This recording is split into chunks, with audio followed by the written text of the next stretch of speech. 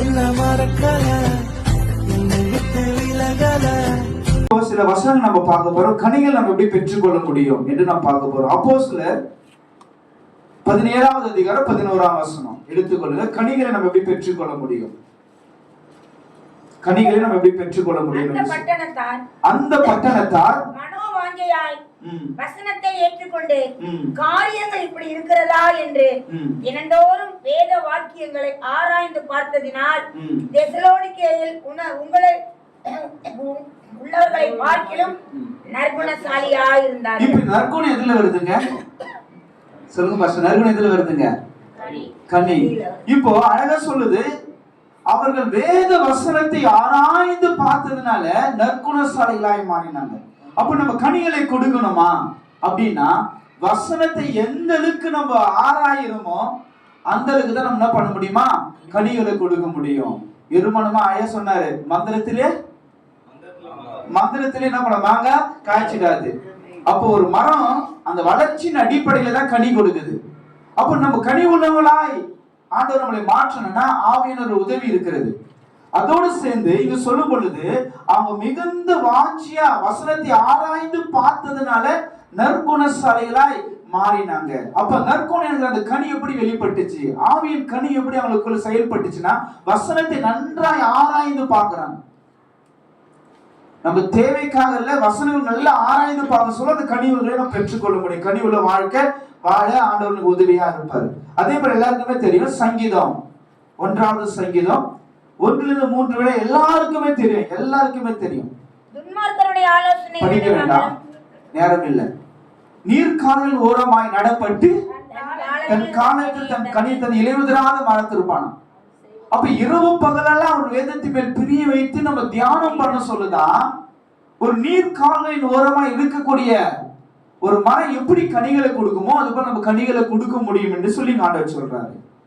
அப்ப நம்ம கனி உள்ளவங்களா இருக்கணுமா? அன்புள்ளவங்களாய், சந்தோஷம், சமாதானம், நீடி பொறுமை, தயவு, நற்குணம், விசுவாசம், சாந்தம், இச்சை அடக்கம், இப்படிப்பட்ட கனி உள்ளவங்களாய் கிறிஸ்துவினுடைய சுபாவம் உள்ளவங்களா நாம் இருக்கணும் என்றால் வேத வசனத்தை இரவு பகலெல்லாம் நம்ம அந்த வசனத்தின் மேல் பிரிய வைத்து நம்ம தியானம் பண்ணக்கூடியவங்களா இருப்போமானால் ஆட்டோமேட்டிக்கா என்னன்னா ஆண்டவர் நம்ம என்ன பண்ணுவாருன்னா கனி உள்ளவங்களா நம்மளை மாற்றுவார். அப்படின்னு சொல்லுவோமா?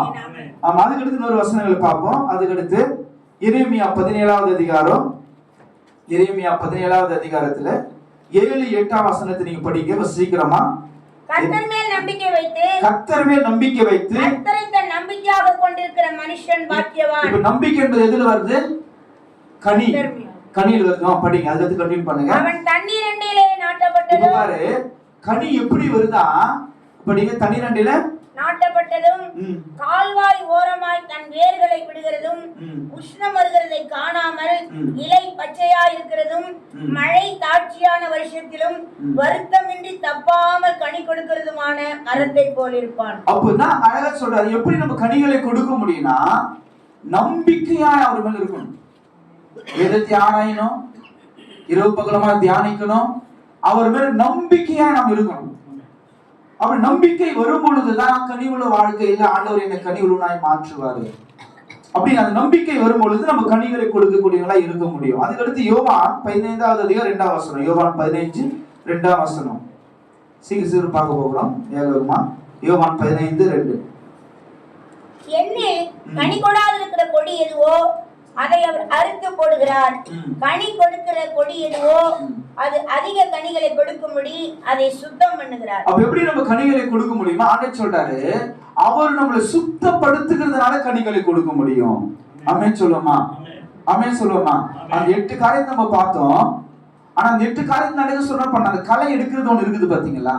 அதை சுத்திலும் என்ன பண்றது, வரப்போறது ஒண்ணு இருக்குது பாத்தீங்களா? களை எடுத்துட்டு இப்ப ஆண்டவர் சொல்றாரு, இயேசு ஆனவர் நம்மளை சுத்தப்படுத்துகிறது மூலியமா நம்ம எதை கொடுக்க முடியுமா? அதிக கனிகளை கொடுக்க முடியும் என்று நாம் பார்க்கிறோம். நம்ம ஆவி, ஆத்மா, சரீரத்துல நம்ம ஆண்டவர் அவர் ரத்தத்தை நம்மளை கழுவும் பொழுது, அவர் வார்த்தையினால் நம்மளை பரிசுத்தப்படுத்தும் பொழுது, அவர் அபிஷேகத்தை நம்ம என்ன பண்றாரு, நம்மளை நிரப்பும் பொழுது என்ன நடக்குதுன்னா நாம் கனிகளை கொடுக்கும்படி அவர் என்ன பண்றாரு, நம்ம அதிக கனிகளை கொடுக்கும்படி அவர் நம்மளை சுத்தம் பண்ணுகின்றார். அப்ப எந்த அளவுக்கு தேவ சமூகத்தை நீங்க தேவ சமூகத்துக்கு போக சொல்ல, ஆண்டவரே நான் கனிகளை கொடுக்கணும் ஆண்டவரே, கனி உள்ளவனா நான் மாறணும் ஆண்டவரே. நீங்க என்னை சுத்தப்படுத்த தான் நான் அதிகமான கனிகளை நான் கொடுக்க முடியும். ஏசப்பா என்னை சுத்தப்படுத்துங்க, ஏசப்பா என் சரீரத்தை சுத்தப்படுத்துங்க, என் ஆவியை சுத்தப்படுத்துங்க, என் ஆத்மாவை சுத்தப்படுத்துங்கன்னு சொல்லி ஆண்டவர் சமூகத்தில் நம்ம போக சொல்லோ, ஜெபிக்க சொல்லோ, மற்ற எத்தனை காரியங்கள் நாம் ஜெபிக்கிறதுக்கு முன்னாடி ஆண்டவர் நம்மளை அவர் கனியினால் அலங்கரிக்கணும் அப்படின்னா அவர்கிட்ட நம்ம ஜெபிக்கணும். எப்படி ஜெபிக்கணும்? என்னை சுத்தப்படுத்துங்க ஆண்டவரே, நீங்க சுத்தப்படுத்தினாதான் அதிக கனி கொடுக்க முடியும் அப்படின்னு சொல்லி அவர் வார்த்தைகளை நம்ம மையப்படுத்தி அவர்கிட்ட நம்ம ஜெபிக்கும் பொழுதுதான் நடக்குதுன்னா அவர் நம்மளை பரிசுத்தப்படுத்துவாரு. அப்படின்னு சொல்லலாமா? அவர் நம்மளை பரிசுத்தப்படுத்த நம்ம கனிகளை கொடுக்க முடியும் என்று நாம் பார்க்கிறோம். அப்படின்னு சொல்லலாமா? அது மட்டும் இல்லாம யோவான் 15வது அதிகாரம் 4-5 வசனத்தை வாசிங்க. யோவான் 15வது அதிகாரம் 4-5. நானும் உங்களில் நிலைத்திருப்பேன். கொடியானது திராட்சை செடியில் நிலைத்திராவிட்டால் அது தானாய் கனி கொடுக்கும். இப்ப பாருங்க, அடுத்து நம்ம எப்படி கனிகளை கொடுக்க முடியும் அப்படின்னு சொல்றாருன்னா அவருக்குள்ள நிலைச்சிருக்கணுமா. அவர்கள் நிலைச்சில்லாத என்ன கொடுக்க முடியாதா? கனிகளை கொடுக்க. அப்ப அவருக்குள் நிலைச்சிருக்கணும். அவருக்குள் நம்ம நிலைச்சு நிக்கணும். யோசுவான் காலத்துல ஆண்டவர் சொல்லுவாரு, மோசே வலதுபுறம் இடதுபுறம் பண்ணக்கூடாது, சாயக்கூடாது. பேதுரு கடல் மேல் நடக்க சொல்ல அழகா நடந்தாரு. ஆனா இந்த பக்கம் அந்த பக்கம் சாஞ்சா இருப்பாரு, உள்ள போயிட்டாரு. அப்ப ஆண்டவருக்குள்ள நம்ம என்ன நிலைச்சு நிக்கணும். நம்ம வாழ்க்கையில் எது நடந்தாலும் வடது இது கூட பார்க்காம ஆண்டவரே பார்த்து அவர் தான் நம்மளுக்கு ரோல் மாடல். அவருடைய அந்த வழி தான் நம்மளுக்கு, அந்த மார்க்கம் தான் நம்மளுக்கு.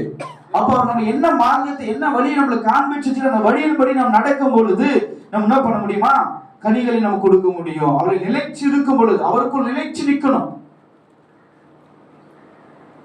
அவருக்குள் நிலைச்சு நிக்க கூடாதபடி எத்தனையோ போராட்டம் வரும்.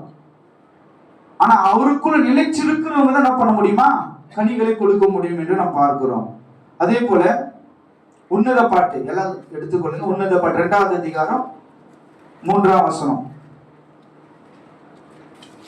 உன்னத பாட்டு 2வது அதிகாரம் 3ஆம் வசனம். காட்டு மரங்களுக்குள்ளே கிச்சிலி மரம் எப்படி இருக்கிறதோ அப்படியே குமாரருக்குள்ளே என் நேசர் இருக்கிறார். அது நிழலிலே வாஞ்சியா உட்காருகிறேன். இப்ப பாருங்க, இந்த மணவாட்டி எப்படி கனியை பெற்றுக் கொண்டான்னு பாக்குறோம்.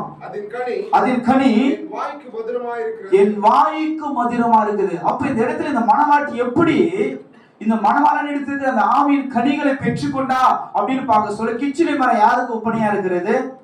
இயேசு கிறிஸ்துக்கு ஒப்பனையா இருக்குது. அப்ப இந்த மணவாட்டி இயேசு கிறிஸ்துவின் சிலுவை நிலையில, அந்த மரத்து நிலையில, இயேசுனுடைய பாதபடியில வாஞ்சியா உட்கார்ந்தாலாம். அப்பொழுது என்ன நடந்துச்சுன்னா அந்த இயேசு கிறிஸ்துக்குள் இருந்த கனியை பெற்றுக்கொண்டவளா இருந்தார் என்று பார்க்கிறோம். அல்லேலூயா. அப்ப தேவ சமூகத்துல எந்த அளவுக்கு அந்த கிச்சிலி மரமா இருக்கிற இயேசு கிறிஸ்துவோடைய பாதபடியில அந்த சிலுவை நிலையில எந்த அளவுக்கு நம்ம வாஞ்சியாய் நம்ம தாகமாய் உட்காருகிறோமோ அந்த அளவுக்கு அவர் கொடுக்கிற கனியினால் நம்ம ஆசீர்வதிக்கப்படுவோம். ஆமென் சொல்லுமா? எந்த அளவுக்கு அவர் பாதபடியில நம்ம வாஞ்சியா தாகத்தோடு உட்கார்றோமோ அந்த அளவுக்கு கிறிஸ்துவனுடைய கனி நம்ம வாழ்க்கைக்கு, நம்ம ஊழியத்திற்கு, நம்ம சரீரத்திற்கு, நம்ம ஆவி ஆத்மாவுக்கு அது மதுரமாய் இருக்கும். ஆமென் சொல்லுமா? அப்ப வாஞ்சியோடு நம்ம உட்காரணும். வாஞ்சியோடு உட்காரும் பொழுது கனிகளை நம்ம பெற்றுக்கொள்ள முடியும், அந்த வாழ்க்கையை வாழ முடியும். ஆமென் சொல்லுமா? ஆமென் சொல்லுமா?